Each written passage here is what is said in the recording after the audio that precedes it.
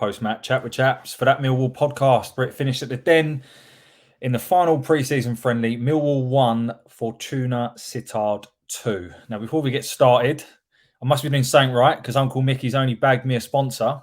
So you're going to be hearing this a lot this season, ladies and gentlemen. This show is sponsored by Arco Recruitment, who specialise in sales jobs for the builders and plumbers merchant sectors. So show is sponsored by Arco Recruitment. Right. Final pre-season game before the season kicks off against Middlesbrough. Now, I think I went yesterday, so I wanted to sort of, I was bored about football, to be honest with you. So I went yesterday. I think a bit of context is, to be honest, results don't really matter, I don't think. I think it's all about patterns of play, seeing getting, as I always say, minutes in the legs, and just sort of seeing different combinations. And we saw, I think, 3 different formations yesterday play out.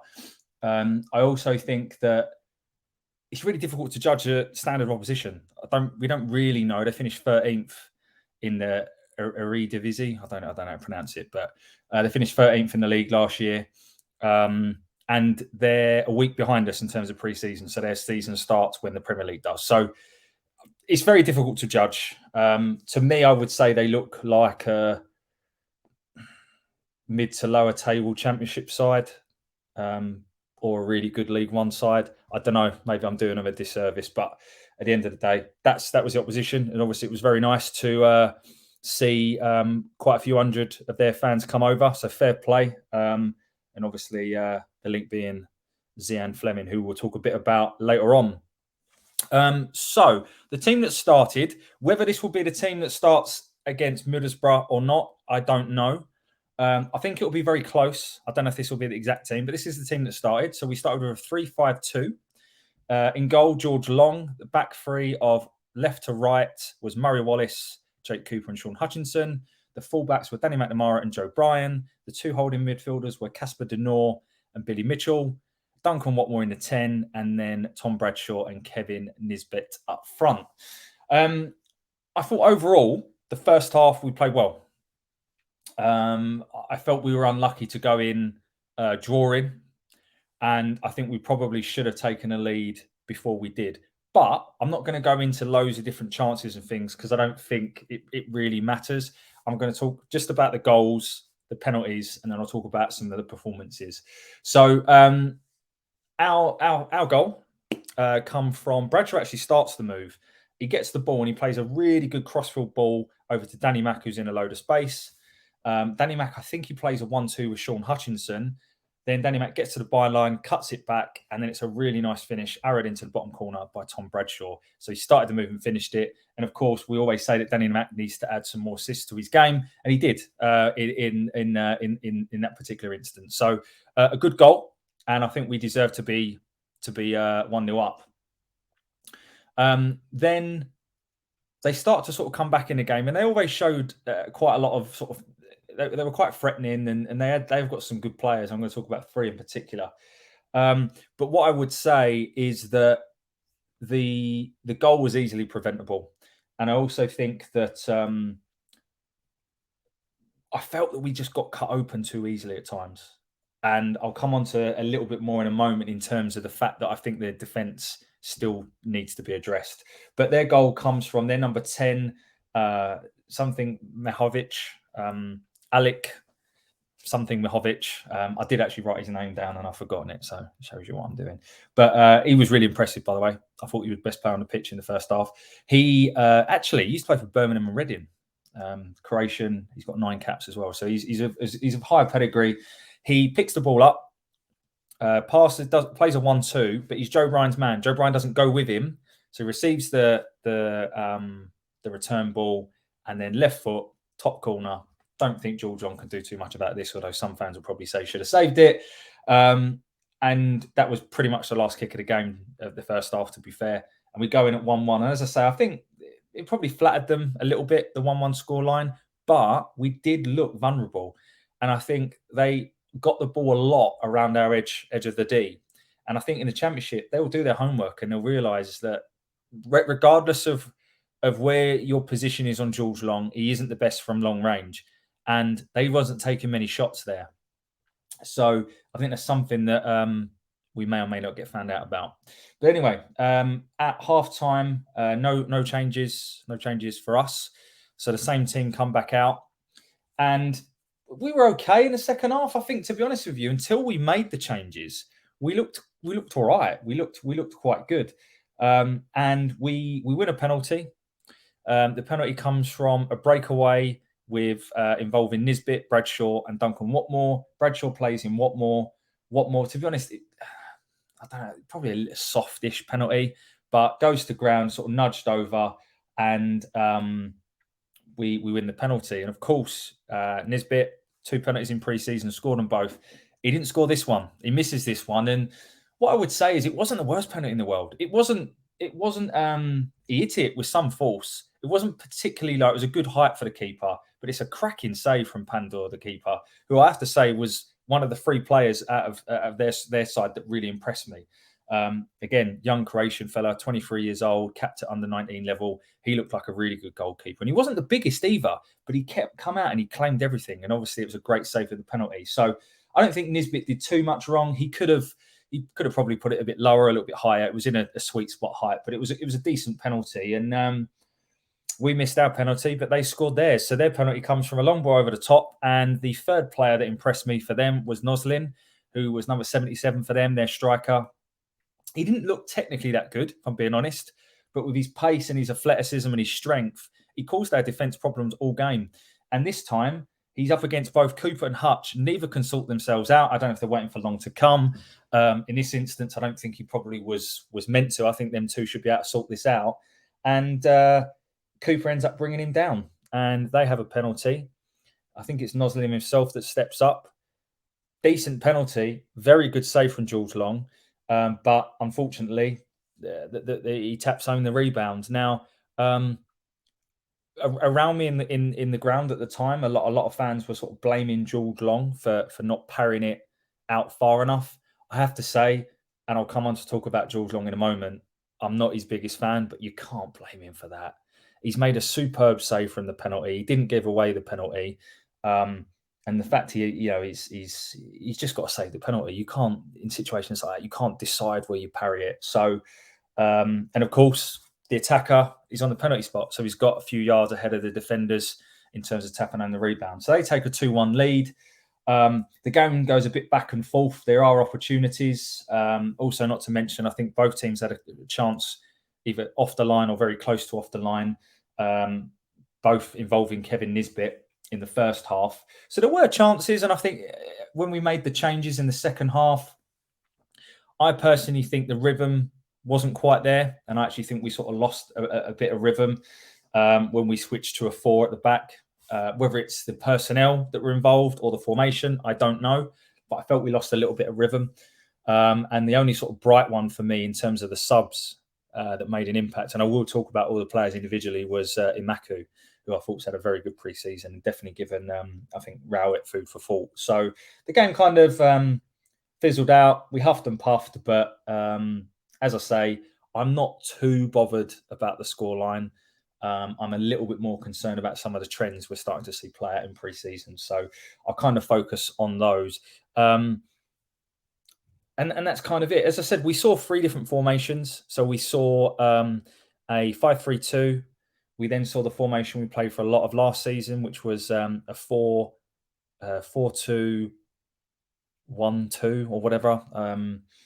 And then we saw a 4-3-3 play out as well. With kind of Watmore filling in on the left-hand side before Imaku came in on the left-hand side. 4-2-3-1, sorry. So yeah, 3-5-2, 4-2-3-1, and then a 4-3-3. But look, like I said, I think you can't read too much into results.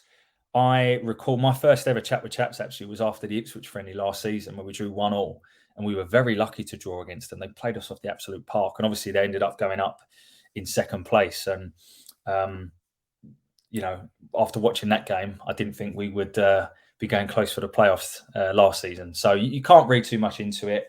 But what I will say is there are some trends that are starting to play out that I think are starting to concern me. So what I'm going to do now is I'm going to go through the individuals, and then within that, I'll talk about some of those trends that I mentioned. So starting with George Long in goal, I don't have confidence in him. Now, I think we have to get behind him because it is apparent he's going to start next week. So there is absolutely no point. There's no point getting on his back straight away because he's going to start, whether we like it or not. So we get behind him. As soon as he makes a cock up in an important game, fair enough. But there's no need to get on his back right now. I don't think many fans want him in goal next week, but it's going to happen. So we just have to get on with it and wipe the slate clean, as it were. What I would say in terms of yesterday, it was a great save for the penalty. I don't think anyone can deny that, but he just doesn't fill me with confidence. His distribution was very good, but in terms of fundamentally what a goalkeeper's there to do, which is to save the ball from going in the net, he doesn't fill me with confidence. And there was one time where he almost feels like he's desperate to make a good impression, because there's one point where the ball come over the top and he come flying out of his goal, and he was never going to get there. And the player rounded him, but it was only because it was so far in the corner that the player, I think it was Noslin, the angle was too tight and couldn't pass it into an empty net. If it doesn't fill me with confidence, then does that reflect on the defence that play in front of him? I don't know. So I think that is a concern for me. Today we've been linked with Wolves goalkeeper Sarkic. I think Richard Cowley's actually come out and said doesn't believe that to be true. I do believe we're looking for a goalkeeper. Obviously, we lost out on Mark Travers. So for me, a goalkeeper is an area that I think we need to address before the summer transfer window shuts. So that's my take on George Long. But like I said, regardless, he's going to start next week. There's absolutely no point giving the bloke pelters from the moment the game kicks off, because at the end of the day, I don't believe he goes out there to do a bad job. He's just not, in my opinion, a championship goalkeeper. But he is what he is at the minute, and we should get behind him. That's my personal view. Defence. So I'm going to talk about the defence as a collective. When I talk about the defence, I'm referring to the back three that started the game. So Murray Wallace, Jake Cooper, Sean Hutchinson. So I feel that we need, as a priority, and I would say this is the biggest priority, we need to bring in a athletic, ball-playing centre-half. Essentially a Charlie Cresswell. I think the extra year of Murray Wallace and Sean Hutchinson, they just look a yard off it for me. I think it's fair to say Murray Wallace didn't have the best of seasons last year, and Sean Hutchinson was injured and in and out of the team a lot last year. The fact that at the moment they're probably almost guaranteed starters is a concern for me. And I think that I like Cooper, but I think that Cooper's very influenced, I find. And if he's playing with other players that fill him with confidence, he's a better player. So when Hutchinson was the main man, Cooper would play better alongside Hutchinson. I now feel, though, it actually holds Cooper back. And whilst Cooper's not exempt from criticism, I think he's our best centre-back by far. And I think we need to get him tied up to a new contract. But that's by the by. But I think we need another centre-half as a priority. Obviously, Cresswell would have been fantastic. That's not going to happen. I know we've been linked with Luke McNally, who would fit that profile, but they're probably going to cost money. And if we don't sell Zian Fleming, I don't think we've got it. So we're probably going to have to look at the loan market again. But that does concern me. I think when you got a player like Murray Wallace, and the reason that Murray Wallace is up to, or has been up to, championship standard is because of his effort and his desire. However, when you start to get a bit older and therefore your legs get a little bit older, he doesn't have the natural ability. So therefore, sometimes it starts to creep in, and I think it is. I'm not saying that they can't be anywhere near the team. I want to make that really, really clear. I'm not saying that, and I'm not slagging anyone off. It's just my perception is I think we need another centre half, particularly if we're going to play a 3-5-2, because the way a 3-5-2 works is by having that extra man to spread the play to get you up the pitch. But if you've got three players that are slow and can either not pick a pass or can't carry the ball and step out of the ball, it doesn't work. At times yesterday, I have to say, for the goal, Hutchinson, he did step out and did step forwards. And that's why I think between Wallace, Hutch and Ryan Leonard, we've probably got one of those positions covered for the season. Then you've got Cooper, and I think we need one other. I know a lot of people are talking about Alex Mitchell. Maybe. I've not personally seen enough to say that I've got confidence in him to come in and fill that void. So that's kind of where I'm at with the sort of defence.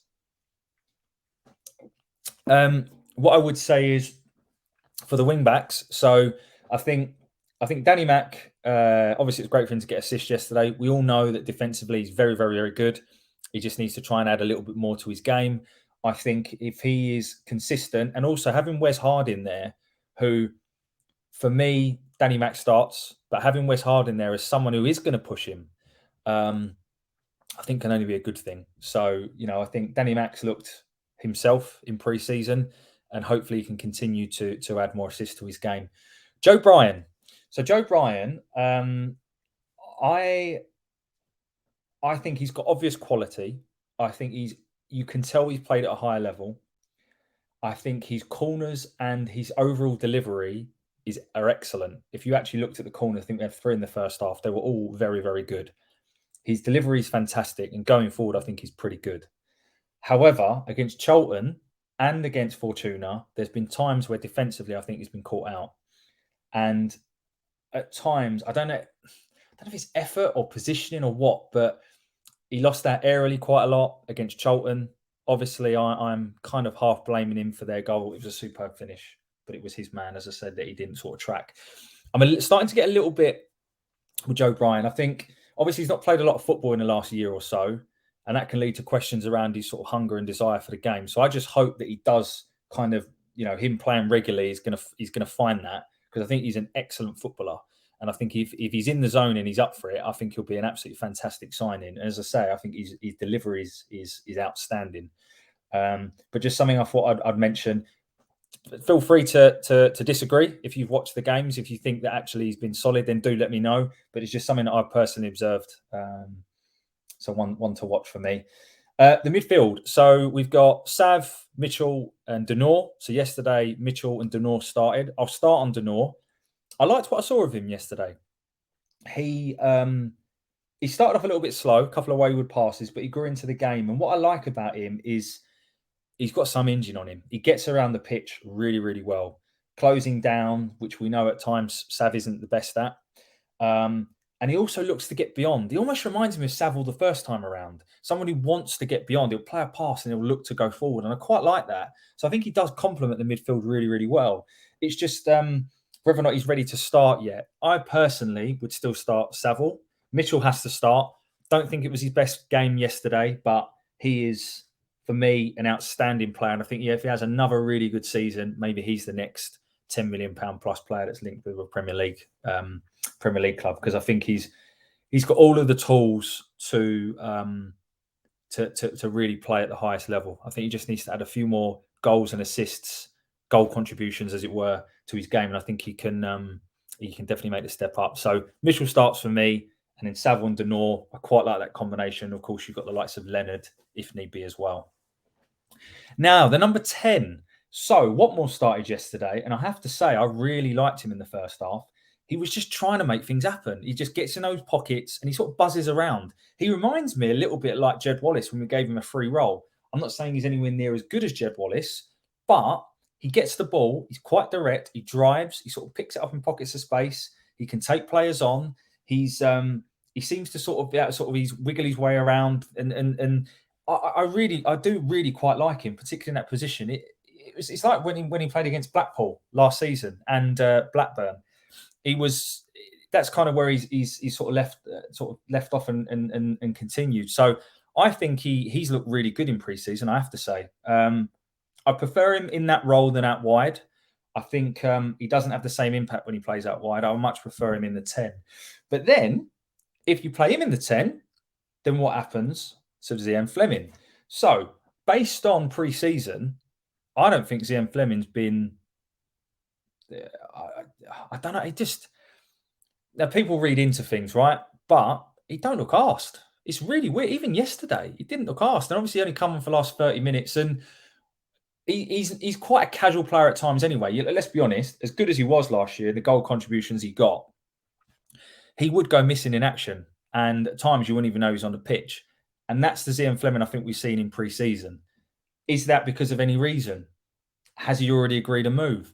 Has his head been turned? Or is it that actually he's just saying it's a friendly, I'm not really going to exert myself? Who knows? Who knows? And I'm not trying to speculate or whatever. I hope he stays. But what I will say is, and I said this on Twitter yesterday, is I don't think it'd be the end of the world if he went. I think between Watmore and SA, I think we've got players that can fill the void. And I think if we get 12 million for him and we spend half of it on a centre back, a goalkeeper, and another forward, I'll take that. I really would. I'd take that tomorrow. So let's see. I think he starts if he is going to be here for the Middlesbrough game. I'm sure we'll find out this week. I think it would be unfair on Watmore. And as I say, based on form, you'd start Watmore. But I think that, to me, that is the hardest position to call, which is mad when you think about it's arguably our best player and you're now thinking of potentially starting Watmore over him.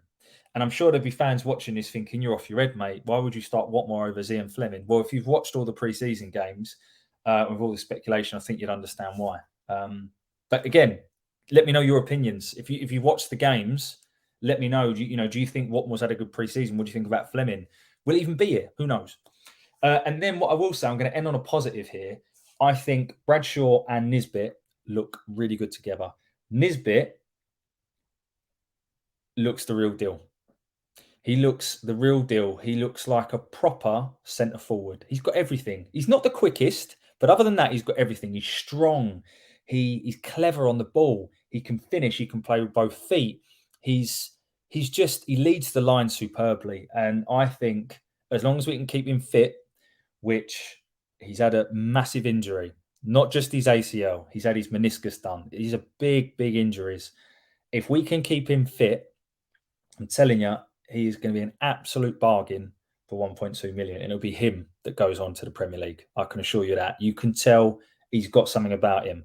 And I don't mind that. As I said, I don't mind that. I don't mind if we sign players for 1.2 million, the gamble pays off, and then we sell them the next summer for 10. That's what you need to do to be successful at this level. So, and we've never been a selling club. In actual fact, well, no. Let me start again. We used to be a selling club. More recently, we haven't been. And actually, we probably should have sold some of our players at the right time. And that's what we need to start doing. Bring these players in, spend a bit of money, speculate to accumulate. But then when these players hit form, you sell them at the right time. Now, I'm not for 1 second saying we sell Kevin Nisbet. I'm not saying that. I'm talking about more the general model of how we do our transfer business. But I think Nisbet looks brilliant. And I think he could easily score 15 to 20 goals this season. So I'm really looking forward to him. And I think him and Bradshaw, they showed glimpses of some nice link-up play. Bradshaw looks the same as last season. Effortless running, good at holding the ball up for someone of his stature. Good finish. You know what you're going to get with Tom Bradshaw. I think he's just an honest professional that will give his all every time he's on the pitch. And I think it's great. I do want a plan B, though, which is why the third signing I think we need to make before the window closes is another forward, a plan B. And that, for me, can either be someone with a bit of pace, and I'll come on to Imaku in a moment, or someone who is more of a, like a more mobile Matt Smith, just a plan B. Because I think plan A is clear. It's going to be Nisbet, Bradshaw. But when you look at the bench for a proper central striker, you put in a lot of pressure on Imaku, and then there's Vogie. And I think it's quite telling. Hopefully it's telling. And this is not slagging off Vogie. I've met the guy, top bloke. And I really hope that this year he does really well for us. But I think it's quite telling that the only two senior players that didn't get a minute other than Bart, which is also telling, was George Evans and Vogelsammer. So let's see. The subs. Imaku. I'm not just going to isolate this to this game. I'm going to talk about his overall pre-season, but I think he's been brilliant. You can tell there is a hunger in him because he came in with expectations of being involved. He got injured twice. I think he said himself that his body didn't adapt to the physical demands of his kind of the new level he was at.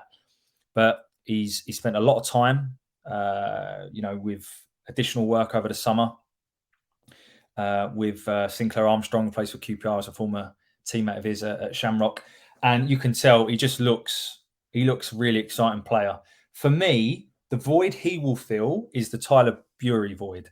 He's a different player to Tyler Bury. I don't think he's as good as the trickery element and the skill, but what he has that Tyler Bury doesn't is heart and desire. And I think that Imaku, 15, 20 minutes to go, is that perfect sub if we need to get back into the game. He's direct, he's powerful, he's strong, he's pacey, he's athletic. And we lack that in the squad. So I think it's vital that he stays around. And I really like the look of him. And you can tell he's got a really good attitude, which I think is fantastic. I think Millwall fans, if you haven't seen him so far in the friendlies, I think Millwall fans are going to love him. So I'm really pleased. And it sounds like he's going to stick around. And with 9 subs on the bench, I think it's wise to keep him around. So he looks really, really good. Esse, I felt he tried too hard when he come on. I felt like he tried to do a lot himself, and a lot of it didn't pay off. Now you're going to get that. He's young and he's raw, and you're going to get that, and that's fine. And I'm not complaining about that at all. But I think he will be a better player if at times he knows when to release it. And I also think that I prefer him in a more free central role than out wide. Probably need to see a little bit more of him out wide, but that was just my sort of perspective on what I've seen of him over pre-season. So I think that it's going to be a huge season for him. I think he's going to be involved. To me, probably still not a starter just yet. And I know that probably won't go down with a lot of you that are listening. But for me, who would you drop? So Esse, I thought he tried too hard yesterday, so it wasn't his best sort of 30, 40 minutes. But there we go. Who else came on that is worth talking about? Ryan Leonard was interesting. Ryan Leonard and Wes Harding. So Ryan Leonard, I found it interesting that he came on when we played a 4. He played at centre back as opposed to Wes Harding. So Wes Harding played on right back. I think Wes Harding looks like he's going to be very sort of solid defensively. You know, Rotherham didn't really ever concede many goals. Very vocal. I could hear him louder than anyone else on the pitch. And I think he's just going to be a solid, quite a good sort of person in the dressing room, that kind of thing.